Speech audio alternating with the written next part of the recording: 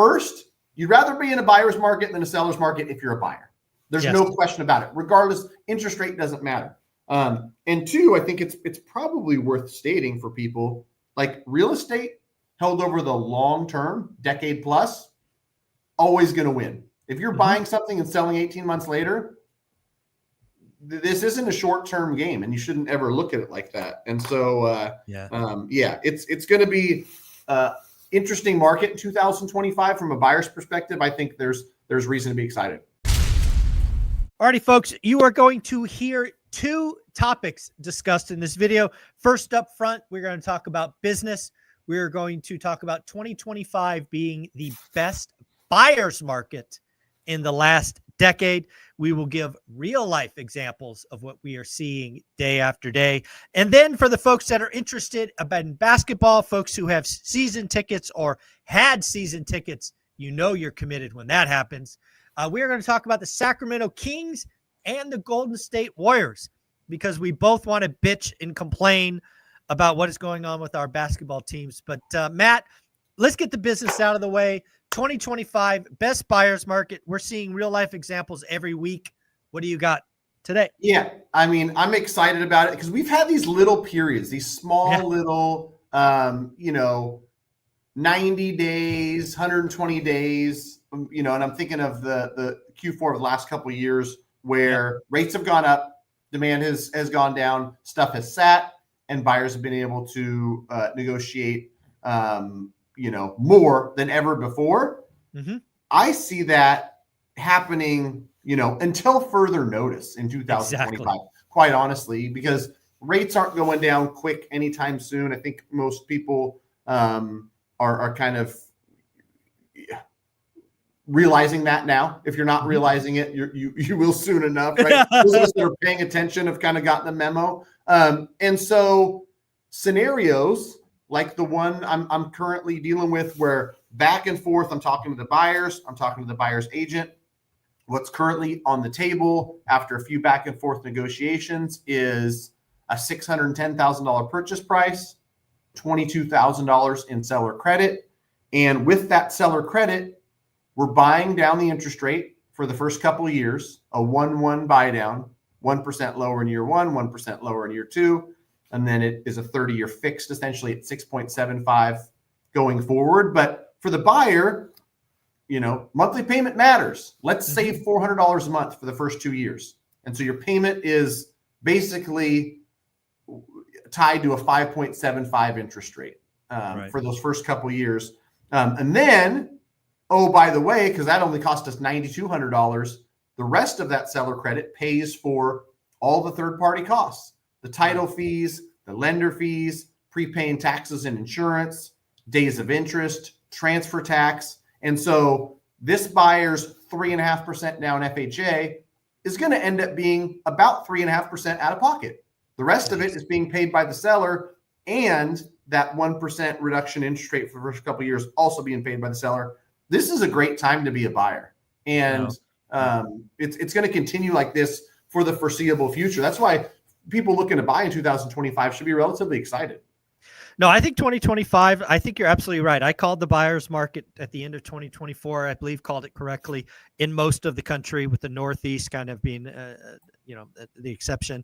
It even looks like, based on some articles that I read over the weekend, the Northeast is kind of slowly leaving a seller's market to a buyer's market. But what is a buyer's market? Well, folks, it means that inventory is growing. It means that days on market are growing. And the ultimate twist or story of a buyer's market is, frankly, the seller doesn't have the power. There was a time for years, the seller had all the power. They felt like they were, they had lots of choices. Now, you get something on the market for 40 days, you're not paying list price. You're getting credits. You're getting repairs. Buyers, if you're a home buyer, even if you're a first-time home buyer, this is going to be the best time in the last 4 or 5 years to buy a home, because you could dictate price. You could dictate terms. And then if you want to fast forward into the second half of 2025, where multifamily, 5 to 50 unit buildings might start to crumble because of busted syndications, you're really going to have a lot of fun if you're dealing directly with banks. So again, I think 2025 is going to be an amazing year for people that A, want to do the work, B, are willing to be consistent, C, will write lots of offers. Yes, I said it, write lots of offers. And then finally, D, follow up. Because I've never got a great deal with my first offer. It's always been the follow-up. Yeah. And that's the thing too, is the longer sellers are on the market, the more they're willing to negotiate. What I watched recently where somebody said, they got cursed at the first time they offered. Yes. And then that same seller comes back and go, maybe we got started on the wrong foot, right? Maybe this didn't start off right. But, another interesting thing to think about, Mike, I made a video on this that's going to be on my channel. Shout out to Matt the Mortgage Guy on YouTube. That channel. I'm still trying to make at least one piece of content per week on there. I found this interesting thing that I know is not just Sacramento, California, right? I do business in 48 states, and so I've got a pretty good finger on the pulse nationwide, but especially in Sacramento, where like I'm looking at stuff and sale prices and inventory and everything that happens. There is stuff that's going on the market, Mike, that for one reason or another, somebody bought it in 2022 and needs to sell it now. And the thing that's interesting, and I know it's not just in Sacramento, is the price they're selling for in December of 24, or as this rolls into January of 25, is less than what they paid in May of 22. Less.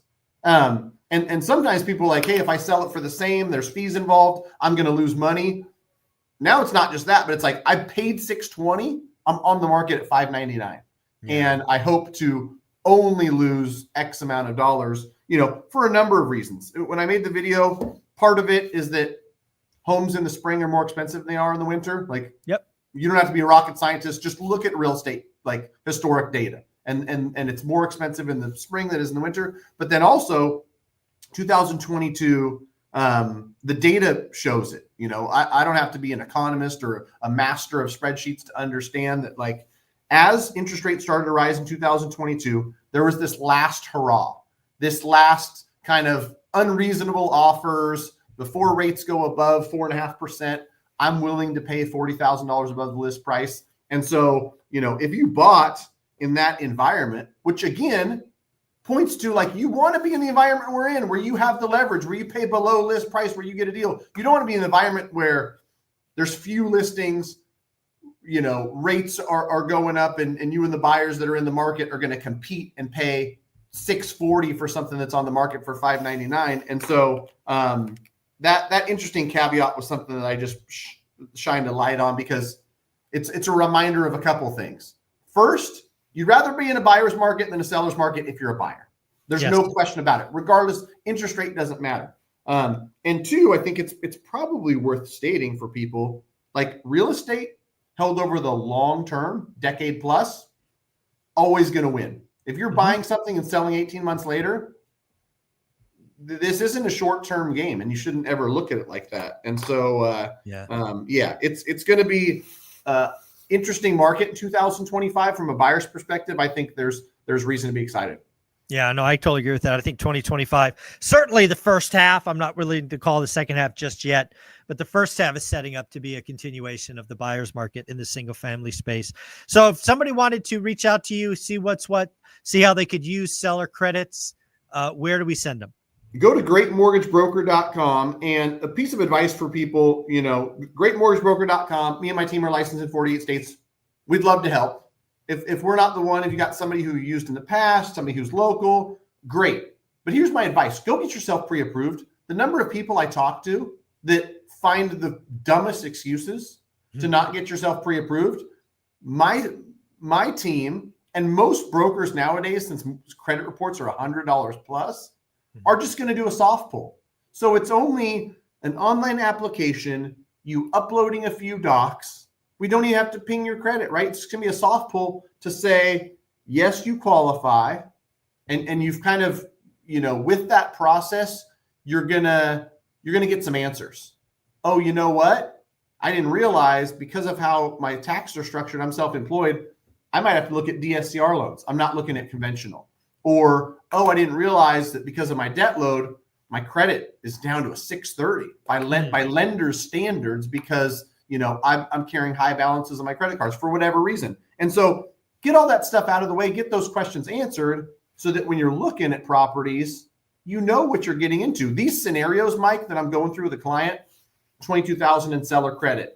Some of it's going to be used for a temporary buy down. Some of it's going to be used for closing cross credit. We're doing all these scenarios based on real numbers, right? You can't do that, and you can't, put together a plan and strategize a mortgage if you don't get yourself pre-approved. You don't take step one. So whether it's with us at greatmortgagebroker.com or whether it's with anybody else, get yourself pre-approved. Do that small amount of work. You owe it to yourself, and it's gonna get in front of any potential hiccups or pain that you're going to experience later by doing that up front. I love that. I love that. Well, folks, as promised in the opening, we are going to transition to some basketball talk. There's lots of stuff going on with our two favorite teams. Matt is a season ticket holder to the Sacramento Kings. I was a season ticket holder to the Warriors until I moved. Matt, you guys fired Mike Brown. That seemed to come out of nowhere. What the heck happened there? Oh man. So to recap for people, because I guess that's what I do with mortgage stuff, right? If you're not following the Kings as closely as others, we went through like the longest playoff drought in NBA history. In 17 years between playoff appearances before Mike Brown in 22-23 season came to our rescue. We hired him. He brought us back to the playoffs. He got NBA Coach of the Year. Things were looking really good. We started having higher expectations in Sacramento. Season ticket holders like myself were excited. My son, who's a huge Kings fan, was already thinking about what year we're going to win the NBA championship. Fast forward a few short years. Last year, we're in the play-in and we missed the playoffs. This year, we're 13-18. When we played the Detroit Pistons, we went into the game with the same record as them.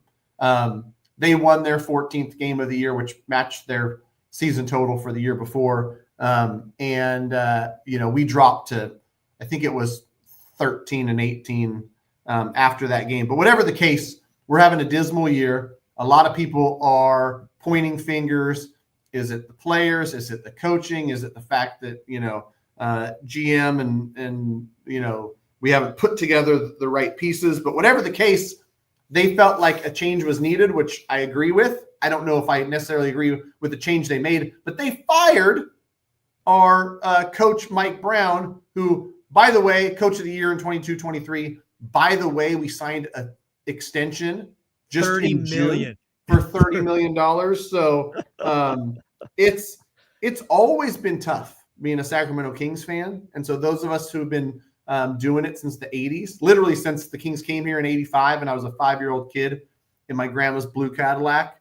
Man, it's tough. And sometimes they're tougher than others. Right now, it's really tough to be a Kings fan. Well, the Warriors are in a much better position. They started the year 12-3 and then went 3-12. They definitely overperformed. I don't think the Warriors are very well constructed. Right. Every time I watch a game, and I watch every game, basically what's happening is, there's two on Curry and they guard the rest as best they can. And, Curry's, I think he's 36, or 34, something like that. He's definitely on the other side of his prime. And it's just wearing him down. I don't think the Warriors look like a very good team. There's talk of trading Kuminga and basically some of our youth to try to bring in another star. They've always missed a center, this TJD, as they call him, Trace Jackson David. He's showing some signs of life recently. But, I on X, right, I actually think I think the Warriors are a lottery team. I just don't think they're constructed well. They're doing something really interesting this year where Kerr's playing a 12-man rotation. It was 13, I think, before Melkin went out with an injury. But yeah, I haven't seen any Kings games, not my team. But yeah, I don't think the Warriors are very good this year. They just beat Phoenix Suns the other day. But yeah, I just think the Warriors are poorly constructed. They don't have scoring. Like when Curry sits, it's just like, oh, it's so painful. Buddy Hield was supposed to be an answer. No, they just traded for Spencer. They just traded for somebody who has his shot was left in New Jersey. It is hard to watch a Warriors game. And I haven't said that for a long time. Warriors games are always fun because the ball moves around. It's just not fun to be a Warriors fan. Right. Yeah, it's and we have different problems between the two teams, but I think you're right. When the Warriors start off 12-3, I remember talking to my 15-year-old knows every player on every team, and he knows basketball better than me. They were outperforming, which is a good thing. Playing hard, playing with team chemistry, whatever it was that got this mediocre team to be playing at such a high level was great. We had the opposite problem where we were a great team with 3 legit stars. And then we brought in, DeMar DeRozan. Like we're supposed to be improving. Well, right. We were, you won 50 games last year, right? What's that? You won 50 games last year. I think we might have won 48.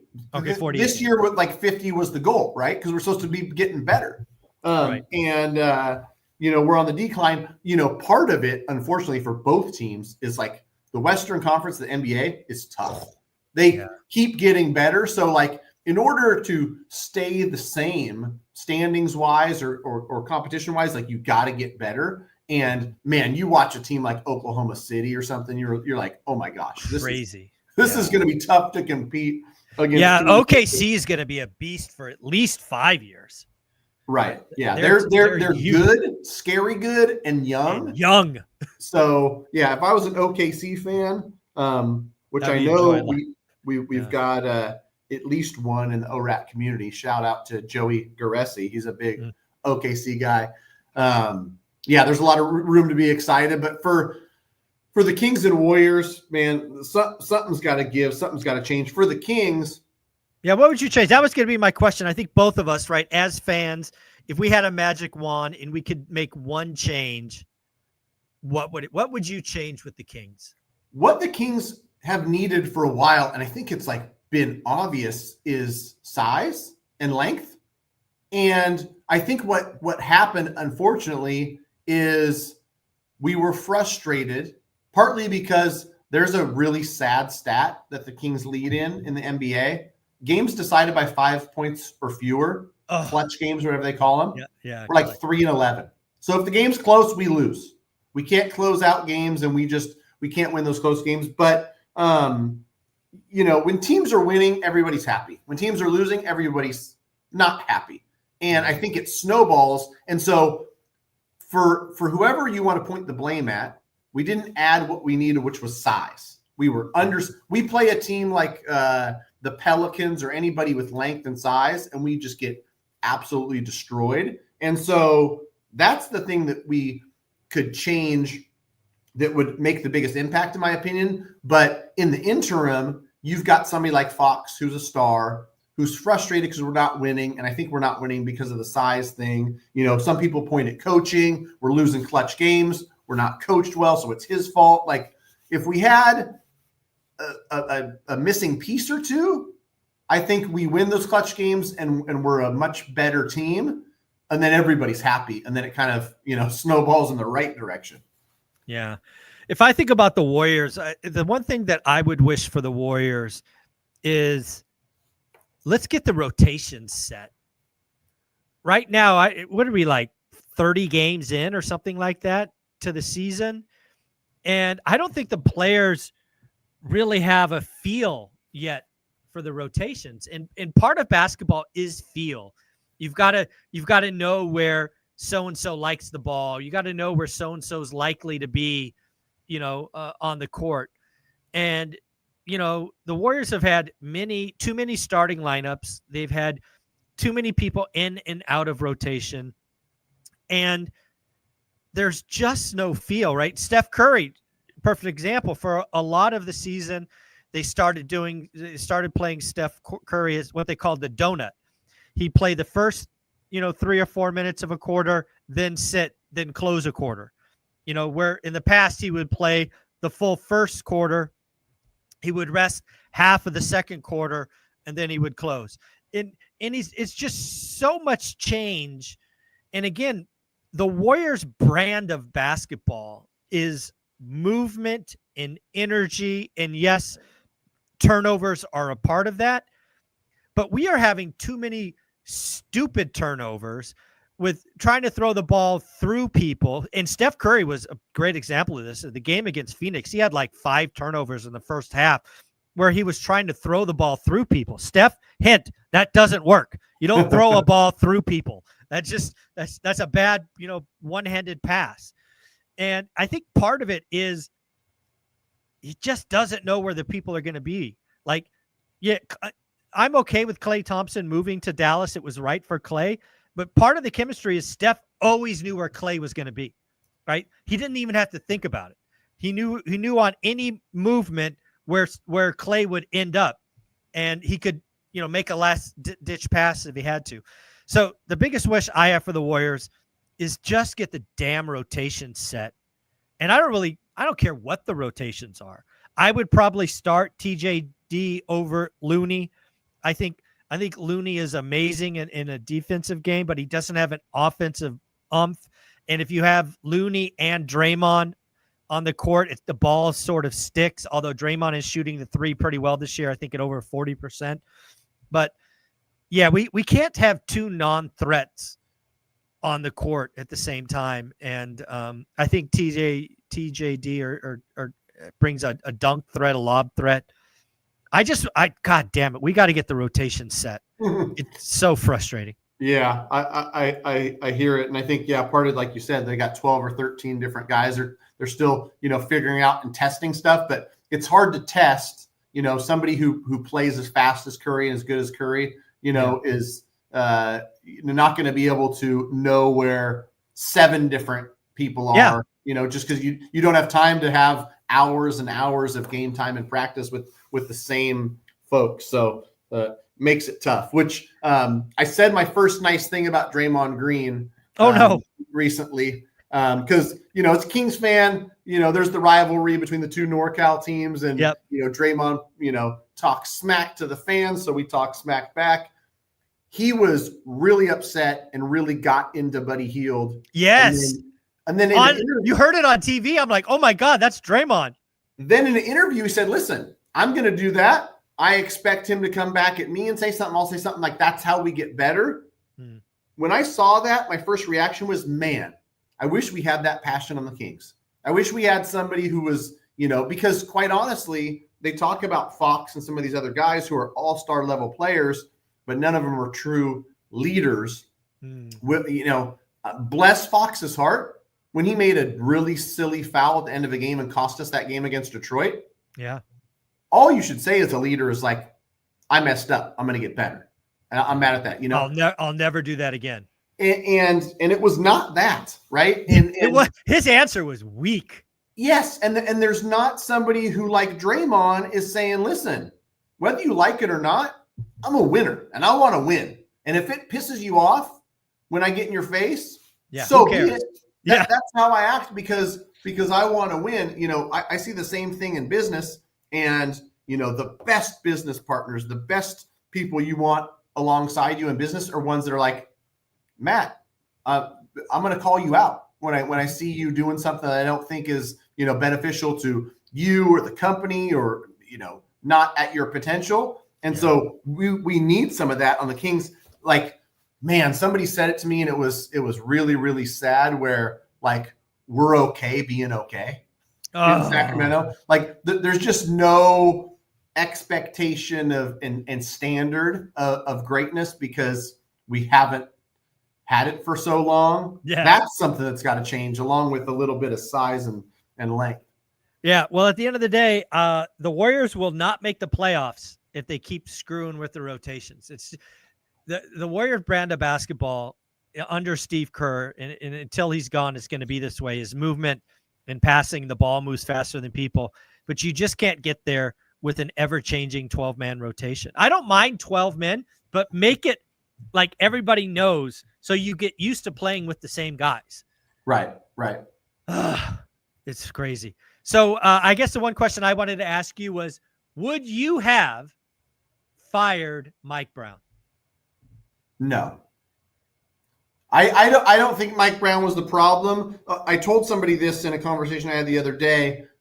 I don't know everything. I don't know what goes on behind closed doors and whatnot. And some of the people told me, listen, he had lost the locker room. People didn't want to play hard for him, and if that was the case, maybe it was the right move. And that I don't know. But from an outsider's perspective, and somebody who's been a fan for a long time, but I'm not, like a basketball analyst and in there, it didn't seem like he was necessarily the problem. To me, it feels like, a talent issue where we just need a couple new pieces to be added to the puzzle. But, another thing to think about too is Jordy Fernandez was a phenomenal assistant who left to be the head coach of the Nets. He was offensive minded. People say that Mike Brown is defensive minded, and our offense, which was like historically record breaking offense, that production kind of fell off a cliff. And was that the loss of Jordy? Is that coaching? Is it the players not playing as well? Who knows? Well, one last question for you, and I just thought about it. If you had to trade one asset, Fox or Sabonis, who are you trading? Wow. God, that's a tough one, Mike.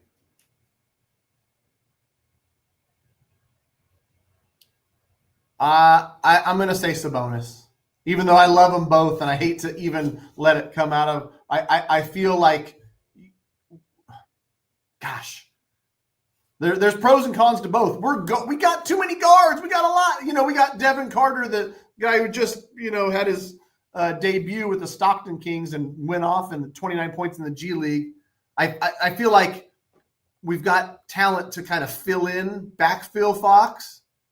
Gosh, I might even change my mind. I'm flip-flopping. I'm saying Fox now.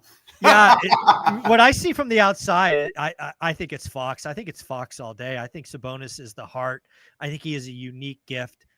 I think what Fox brings to the guard position can be replicated at some level, like 80%, 70% with another guard.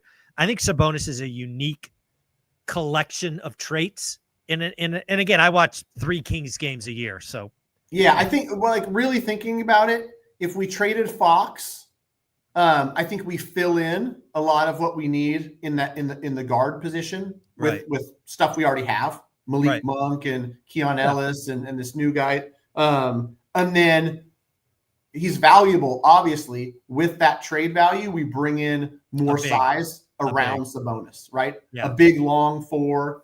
And so, yeah. Okay. Trade Fox, final answer. Yeah, I think that's the right answer. You're a lot of fun, man. I appreciate you. I had to get this off my chest. You're like one of the few guys I can talk basketball with. So I appreciate that. Right. Great. Going tonight with my son. Let's see if we can beat a Luka-less Dallas team tonight. I like your chances. Good luck. Thanks, Mike. Uh-huh.